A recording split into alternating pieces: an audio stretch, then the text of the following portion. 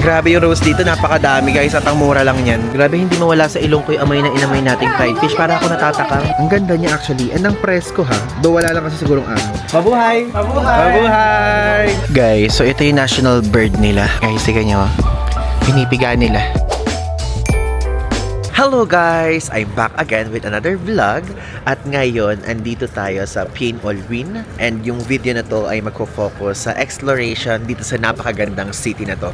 Actually, tignan nyo, merong mga lumalabas sa bibig natin because of napakalamig po dito, 15 degrees Celsius. So, kumbaga, nasa higher level to, mas mataas siya. So, now, February 18, ang gagawin natin ngayon is a-attend tayo muna ng Mass dahil Ash Wednesday! Hindi natin pwedeng skip yan. So, ito po yung itsura ng church dito. So, actually, dito sa area na to is napakadaming mga colonial style houses, mansions, and churches na makikita nyo. Ngayon, let's go. Magmisa na muna tayo. Ituloy natin mamaya yung vlog. Gusto ko lang i-share sa inyo yung experience na to in Burmese style.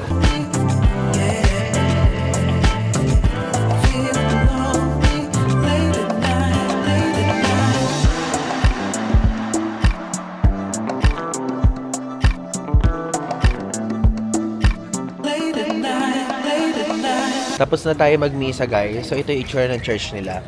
Roman Catholic itong church na to. And also, tulad ng sinabi ko sa inyo sa mga previous vlogs, dito sa area na to, even I think in the whole Myanmar, is minority yung Roman Catholic kasi mostly Buddhist. So andito ngayon tayo sa church, na-experience natin yung mismong misa nila dito. Same lang sa atin, yun nga lang ibang language. So, naiintindihan natin ng onte nung nagpi-peace be with you, ganyan, yung mga ganung part. And also, meron na silang homily. First time natin actually ng ibang language aside from English. So, ayan, meron na tayong Ash dito. Ngayon, iikutin naman natin itong town na to. Grabe ang lamig actually. Tingnan niyo lahat sila. Lahat sila mga naka-jacket. Hi! Now guys, andito ngayon tayo sa isang random residential area dito sa Pian Olwyn and kakain tayo ng authentic Burmese food. Okay? Ito guys, yung itsura dito. Ayan, very local. Hi! Ayan guys. So ito yung itsura ng food nila. And alam niyo yung food nila dito, kung sasabihin ko sa inyo kung ano yung parang pwede nyo expect, hindi siya ganoon kaalat. Medyo hindi siya ganoon kalasa tulad sa atin. Kumbaga medyo may katabangan siya ng slight. Pero okay pa din. Ayan.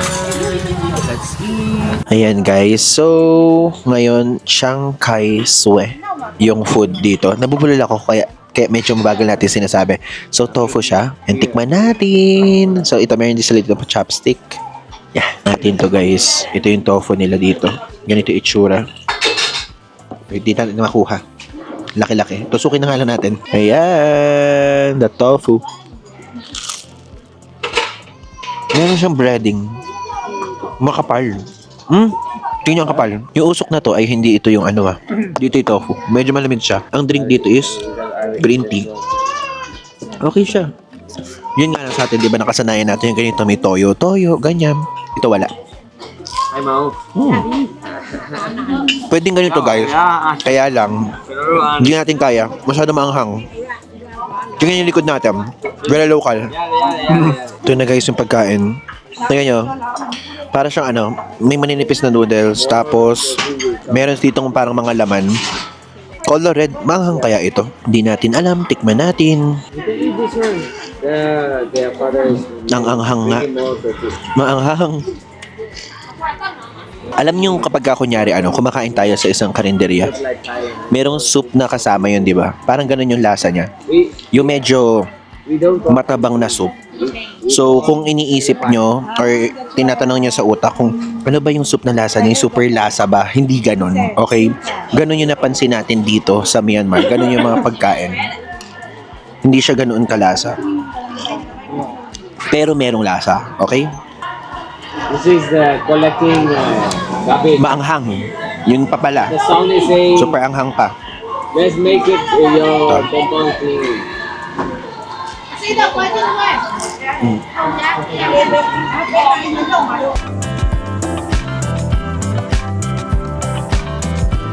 Good, Good. right? It's good. Yeah.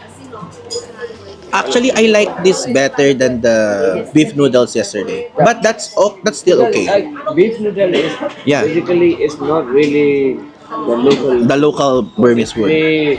It's some of the tribe they eat like beef and broth. Yeah, this is something like a more local taste. Also, you can check. These are all the condiments that they use here with small bottles. Ah, this Yeah, one. all of them. Ito guys, yung mga ginagamit daw na condiments dito. Ayan. So, yan yung mga hinahalo-halo dito sa ano natin. Kinakain natin. Yan. So, halo-halo siya basically.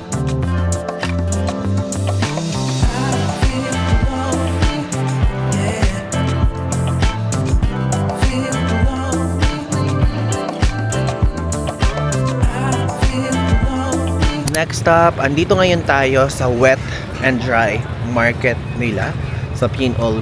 So, personally, nirequest talaga natin na magpunta tayo dito kasi parang gusto kong makita kung paano sila bumibili ng mga pagkain nila sa pang-araw-araw. And maaga pa lang ngayon, mukha lang tanghali. So, it's already 9 a.m. in the morning. And titignan natin yung mga bilihan nila ng mga poultry, yung mga manok, baboy, ganyan. Sa likod nga natin, prutas eh.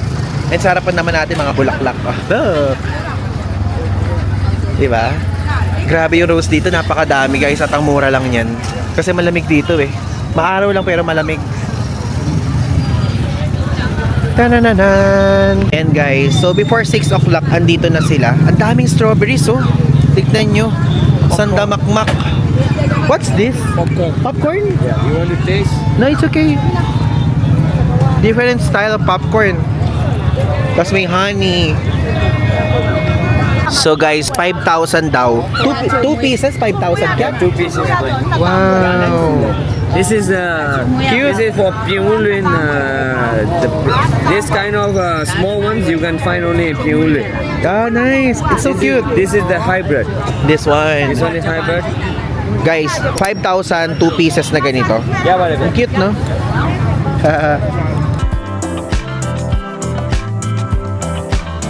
So guys, yung sa pagitan nila yo, ganyan. So, yung mga vegetables. Ay, dried fish. There's a dried fish right there. Market. Ano to, mani? Nakakatuwa. Kasi guys, kaya nagpunta na rin tayo dito kapag ka nagawi tayo sa Yangon or sa Bagan, di na rin tayo makakapunta sa wet market nila eh.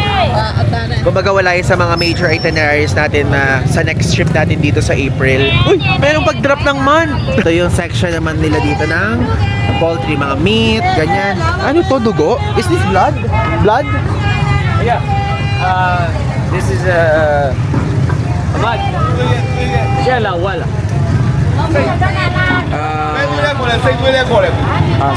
This is this made out of bean. Ah, bean! Akala ko Betamax. Yeah, because we have that one, but blood in the Philippines. This is fermented. Yeah, it's fish buro. with the rice. This is buro in the Philippines. Wow! Nice! Burong-burong kulay tapos puti. O, di ba, guys? Nakakatuwa yung mga ganito. Kumbaga, nalalaman natin kung paano yung way ng mga pagluluto nila ng mga buro, mga dried fishes, how they present their products. Iba-iba eh. Hindi tulad sa atin eh. Cute naman ito.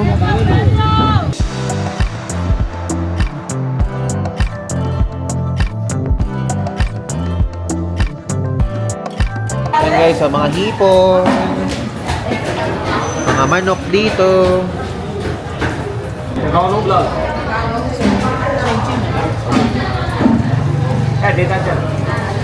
Tatanungin natin kung magkano yung isang buong manok nila. This is native chicken. Native chicken? 17,000. 17,000 full? The whole chicken. 17,000 kyat guys, full chicken dito. That's the normal chicken? This is CP. Yeah. This is 32,000. 32,000 naman yun. Malaki. Mas mataba. Bambu to? Bamboo shoot. This is bamboo? Yes. Wow. This is a shredded bamboo shoot. And this is the one we eat. Ah, this one. Huh? Ah, yung side dish na kinain natin yung mga nakakaraang araw guys. This Nice. is one of the leaves. It smells a little bit bad, but it's good. This one? Yeah, this one you eat it with the soup. Ah, earlier. So how you make soup? This one This and one? this one you boil together, And then it's very nice soup. Ah, okay. Good for your heart and Nice. Guys, tignan nyo ang cute ng ano, ang cute ng kamatis. Para siyang kalabasa. Yung shape. This is mango? this is mango. But So this cute. Is, you know the spicy one that you liked yesterday? Yeah, that one? This is the one. Ah, that one. Ang cute ng mangga, guys, oh. This is mango. Liit. Small mango. Tingnan lang natin. Chezu! Ganun dapat, guys. Magte-thank you tayo habang after nating makipag-usap, syempre. That means thank you. This is dried meat? This is goat. Goat? Dry. This is sata. This is deer. Deer. Yeah. The deer. But for what? Like The for soup? No, this one we dry it and we eat it as a side dish. Ah, side We dish. deep fried it, or you just pound it and then you cook with the tomato sauce. Oh, how much does this cost usually? 大家不都养了吗？so there is a measurement. ကျွန်တော်တို့ kg လေးနဲ့ချိန်ပြပါ Ano ba natin guys yung presyo para malaman lang natin? Measure how Ah, hindi to pala we don't nila. use kg, so You don't use I kg. tell her to transfer Ah, eh, kg is not ano here, recognized. because we use pound. Pound. Yeah. Ah, okay. But it's already like it has oil. Oh. 23,000. 23,000 yun guys. Kiat. Yun guys, talong oh. Small eggplant. This is my favorite. This one? Yeah. What's that? Beans. Ah, beans. Big ones. Big beans. This one Different kind of ano. Ito mga pang sabaw-sabaw oh. Pang munggo? Pwede magmunggo kayo. upo leaves. Nice. Ayan guys, meron silang mga tanim na ganito pero mostly ng mga prutas daw dito galing daw sa China. So yan siya. Ito yung itsura yun. Ng isda dito. May mga salt na makikita pa. May natin. Bango. Because we use a lot of Alam nyo, sardines, so we have some of you nasabihin, ba't nababanguhan ako sa ganyan? Pero alam nyo, for some reason, yung mga dried fish, yung mga damgit, yung mga pusit, ganyan, nababanguhan ako. This is palm. Pero sa atin sa Makati, doon sa Metro Manila, hindi tayo makapagluto ng ganun kasi umaamoy siya. Umaamoy siya sa unit. Tapos syempre baka mareklamo tayo ng kabilang unit pagka ganun. Kaya super bihira natin nakakakain ng mga dried fishes sa probinsya lang. So guys, yan, isang ganito, 6,000 kyat. So ito, hindi pa siya ganoon ka ano. Ito yung plum na ripe. This one. Ito yung sakto-sakto lang. Ganyan siya. Grabe, hindi mawala sa ilong ko yung amoy na inamay nating fried fish. Para ako natatakam. Parang gusto ko siya. No, it's okay. They are trying, guys. Tinatry nila. Taste test ng plum, ganun. Kasi sila bibili, hindi tayo. Binablog lang natin. It looks like Pringles. Almost seem like mongo. Ah, munggo. One of the- But squeezed. I mean smashed. One of the mongo, the beans that we Baka smash may it. bagong smells. We eat it fried, or we put it like this inside. In this? Yeah, this is the same. This is what you brought in the Philippines. Palachonjo. Palachonjo. Yes. Oh, yun, palachonjo pala tawag dyan. And these are the fried. This is the one mixed with green tea leaves? Yes. Yeah, that's what I see. I like that. fried shrimp, shredded ginger, and then these are the tea leaves. Kasi guys, ito, hinahalo nila sa green tea nila dito. Yung green tea na leaves, parang salad nila dito. Ang sarap, promise. Pag nagpunta kayong Myanmar, try that green tea salad. So, ayan guys, sinasabi nila sa atin here na ito.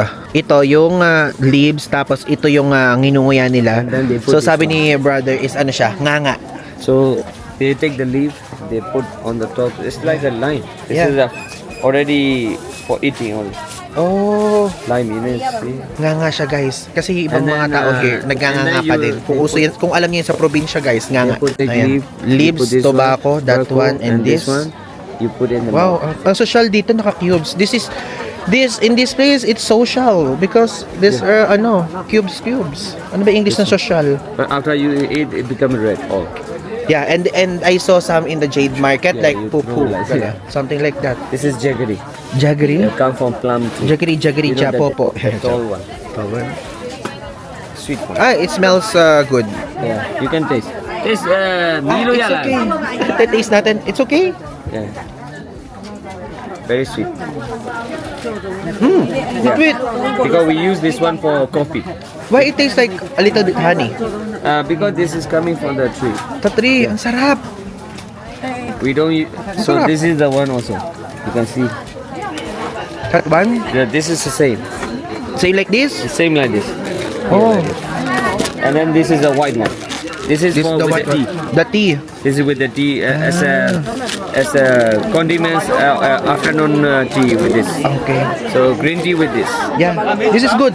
Can I finish this? Everyone will offer you like this. So guys, ayan, meron ditong dried fish. So bumili tayo. Ang presyo niya is 5,000 kyat.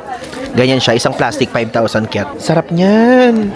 Kasi sabi ko kay ate, tas kay brother-in-law, sabi ko ganyan, namimiss ko yung kanyang dried fish. So this, Pwede bang bumili this tayo? shop So, provide- almusal natin yun bukas bago tayo bumalik sa Pilipinas. Guys, may alam silang Filipino word. Can you say it? Mabuhay! Mabuhay! Mabuhay! Ayan, yun. Alam nila yun. Isang word lang. I only know Chezu. Chezu de Mare, only. Mabuhay. Mabuhay lang alam nila. Ayan guys, yung kanilang green tea. So, bibili tayo ng green tea. Ang sarap, promise. Like, kakaibang klaseng green tea yung meron dito. Dito lang natin siya nalasahan. Kaya lang kasi may specific green tea tayo nalasahan kahapon sa Mandalay. Doon sa previous vlog natin yun na experience. Ang sarap nun. Yun yung hinahanap namin ngayon. Kung ano yun. Bango. Hindi siya ganoon katapang pero masarap siya. Guys, ito daw hinahalo nila to para yung maging smell ng mango sticky rice. Bango nga. Yan yung ginagawa. Kasi sisil nila doon. So guys, yung nakita nyo pinapak kanina, 5,000 kyat yun. Isang pack na ganun. Dito guys, kayo bumili. Kapag ka nagpunta kayong Pin All Win Market. Chezu! Chezu! Ayan guys, may papinat pa sila. Pinatikim nila tayo ng raw. Kumain tayo ng raw na peanut. So guys, kinakain nila dito, duck sticky rice. So again, pounds yung timbang nila dito, hindi kg. Ang cute naman guys ng shampoo nila dito. Ang liit. Very tiny. Very small. One time use. Yeah, one time use. In the Philippines, it's kinda big a little. But here, very Ba't ba ako ini-English? Ba't ba guys, pati kayo ini-English ko?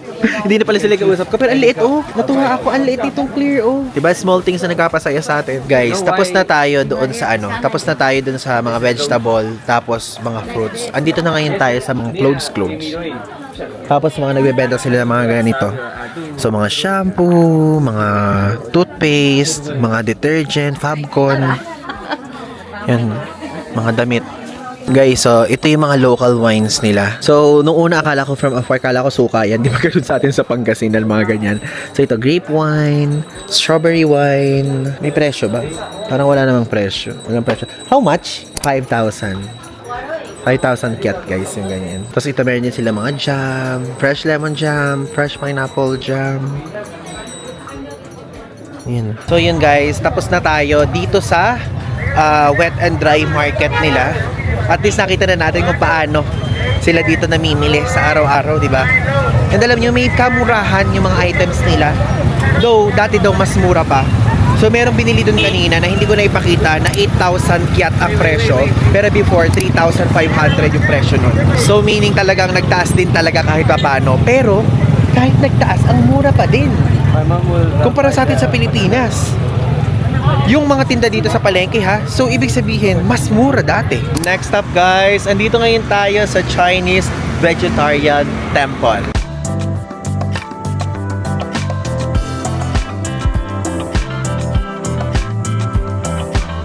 So guys, dito meron uling ganitong malaking kampana. At ngayon, syempre, susubukan ulit natin. 3 bell ha, 3 ganon. 1, 2, 3, wait. Saan ba ate dito? Ito ba? Ito ba? 1, 2, 3, go!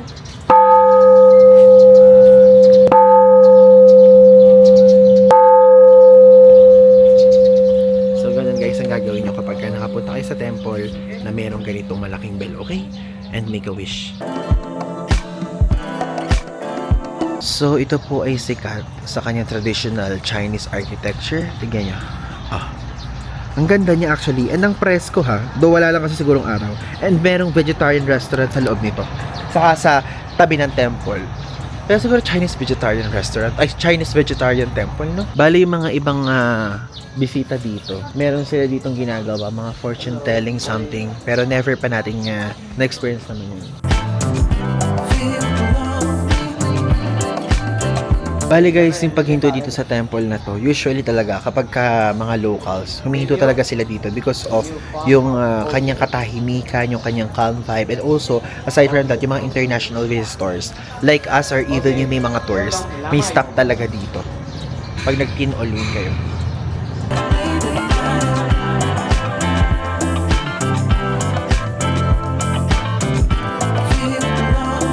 Next up guys, andito ngayon tayo sa Kandog-gi. So, ang spelling niya is Kandao-gi.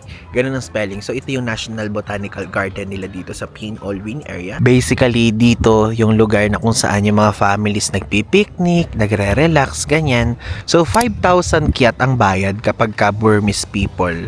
Or kung nyari may kasama kayong Burmese people, then kung sakali naman na meron kayong kasamang foreigner, which is tayo yung foreigner dito, 15,000 kyat naman siya.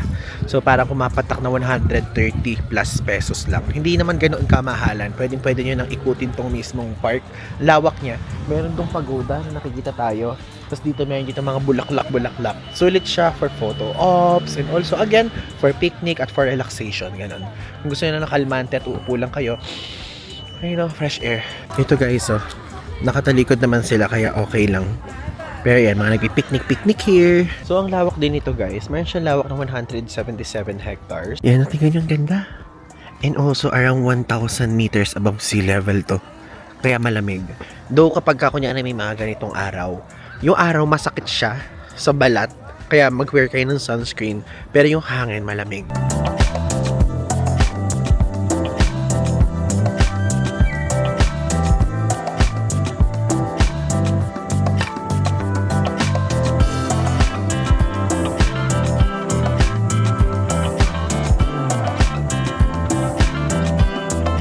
Ito guys, Kandog-gi Botanical Garden is noon pang 1915. Super tagal na niya. Noong British colonial era pa. And additional fun fact, ito kasi nga Myanmar, isinakop siya before ng British and Japanese. But, mas malawak yung years ng pagsakop ng British people here than the Japanese. Kaya pagka iikot kayo here sa Pin All Win area, makikita nyo na dito sa area na to is napakadami mga colonial style nga na mansions and also churches.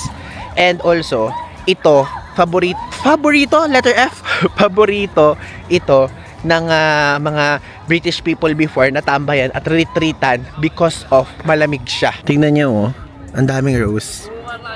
Hindi siya normal sa atin sa kapatagan sa Pilipinas. Baguio lang tayo nakakita ng ganyan eh. Guys, so ito yung national bird nila. Oriental Red-Pied Hornbill. And ayan siya. So, ang story behind dito sa national bird nila, dalawa yan. So, kapag kunyari ito, masyadong dependent at super clingy nila sa isa't isa. Tulad ng mga ibang animals na kunyari kapag naman ay isa, malulungkot yan. May possibility madads na rin yung isa. Ito yung kanya info. List concern naman siya sa IUCN Red List.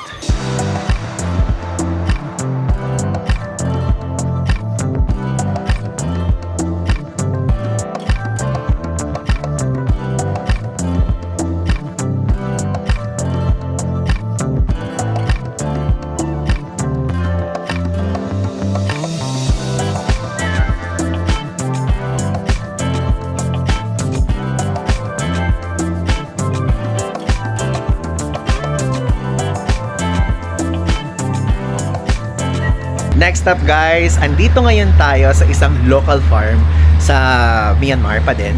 And ngayon papakita ko sa inyo dahil meron ditong mga cow na kung saan ay freshly squished siya every morning na ginagatasan at binebenta sa mga tao here. Okay, papakita ko sa inyo kasi hindi natin usually yun nakikita sa Pilipinas.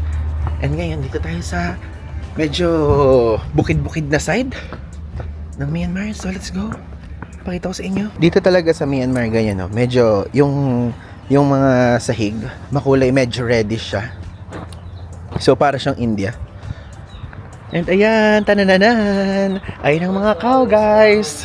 Kaya lang mga likuran nilang nakikita natin dito. Ayun guys, ang cow. Hi! Oy, humarap ka pa talaga dito.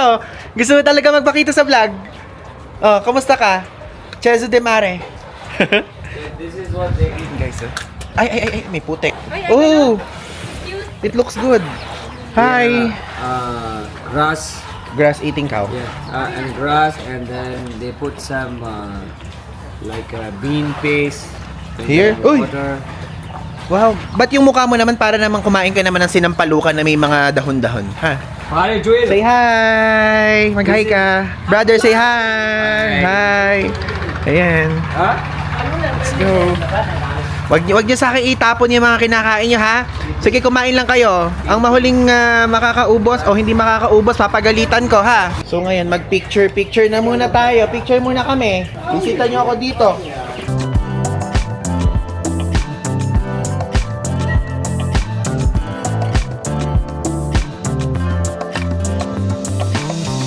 So guys, ngayon lapitan natin kasi parang feeling ko medyo mababait sila dito. Sino ba yung mga karton na cow? May mga karton na cow. Parang wala na akong kilala na karton na cow. So, kumain kayo, ha? Kumain kayo. Ano? O, kailangan bukas, madami kayong gatas na ilalabas. Ha? So he's son. He's taking care of this. You're the son. Hello. Hi. Chesmar. Inglawa. Mingalawa. Hello. So, ito lang yung ginagawa natin dito. Nagpapastol lang tayo dito ng mga cow. Kahit nakakulong sila. Okay? Dinalaw ko lang kayo. Galing pa ako ng Pilipinas. Ha? Interested about what I do? Ha? Interested? You? You eat. You guys are always looking. Ay, wait. Ay, lumalapit. Ay, nasa gitna ako. You're interested? If you're interested, you eat. Ay, kumain sila. Pero in fairness, hindi siya ganoon kabaho, guys. Hindi, 'di ba? Kasi sa probinsya sa Nueva Ecija, meron dong mga babuyan na tinatawag. So, lesser smell kapag ang mga cow. Gusto niyo 'yon, yung nakisama na ako sa inyo dito, pati ako nilalangaw na din dito. Are you happy? Ha? Tama na 'yun, guys. Kasi nagpunta lang kami dito para, check lang natin, mag-sightseeing. Tapos sila yung pumukaw sa atensyon natin. Guys, tignan nyo.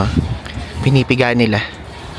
Diba? Farm life in Myanmar. So guys, tinanong natin kung magkano lang yung bentahan. So basically, yung mga ini-squeeze na yan, 1 liter is 3,000 kyat. So parang ilalagay ko na lang dito yung conversion.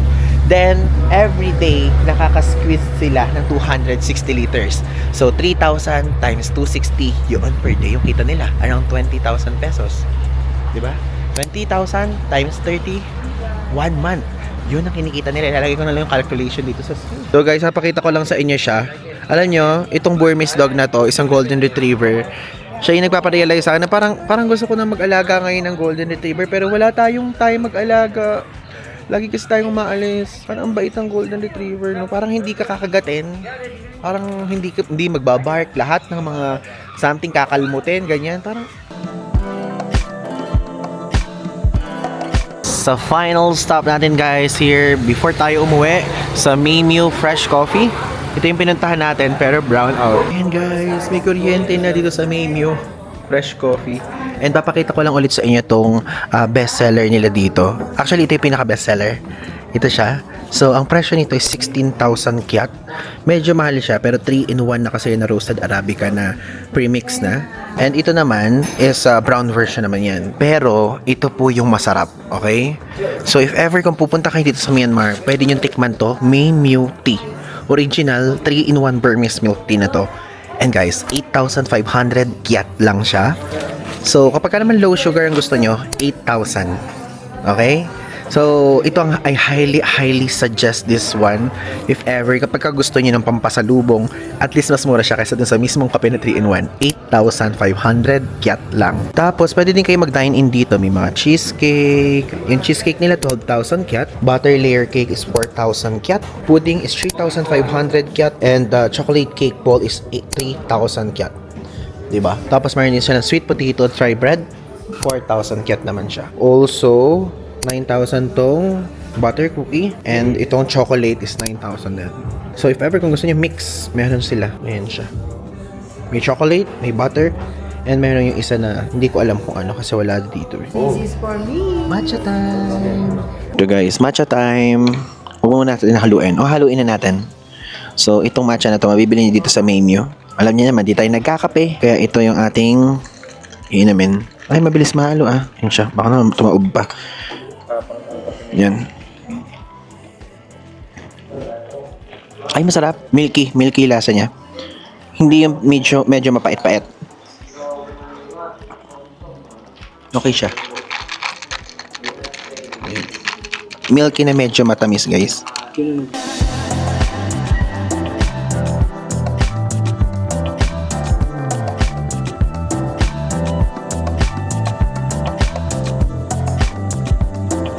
Good morning, guys! So now, andito na ngayon tayo sa Mandalay International Airport departures area.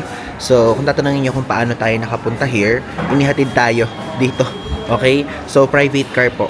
If ever kapag kunyari magta-transfer kayo, kapag may tour operator kayo na contact, sabihin niyo lang sa kanila na gusto niyo din ng airport transfer, ganyan, para makarating kayo here. And alam niyo ba, tignan nyo to. Nakikita nyo ba yung nasa likod? Dito guys, sa waiting area ng departures area, may tatlong ATM. So itong isa is FDB Bank. Itong isa is CB Bank. Tapos itong isa is KBZ Bank. So, I'm planning na mag-withdraw. Then, gagamitin natin kapag nagpunta tayo ng Yangon and also ng Bagan. 'Di ba? So, para magkaroon tayo ng cash na on hand din kahit papaano pag land natin sa susunod na trip natin dito this year din naman. And check natin. Dito tayo sa CB Bank nag-withdraw, nasa Pinol Win area tayo and hindi gumana yung GCash card. Pero let's try it again dito naman sa isa, sa KBZ. Tapos guys, tignan nyo, meron ditong Shuezin Restaurant sa departures area dito sa airport. And also, ayan yung pinaka check-in counter.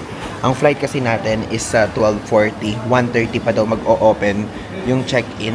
So, ganun siya ka-tight lang. And wala din namang katao-tao dito.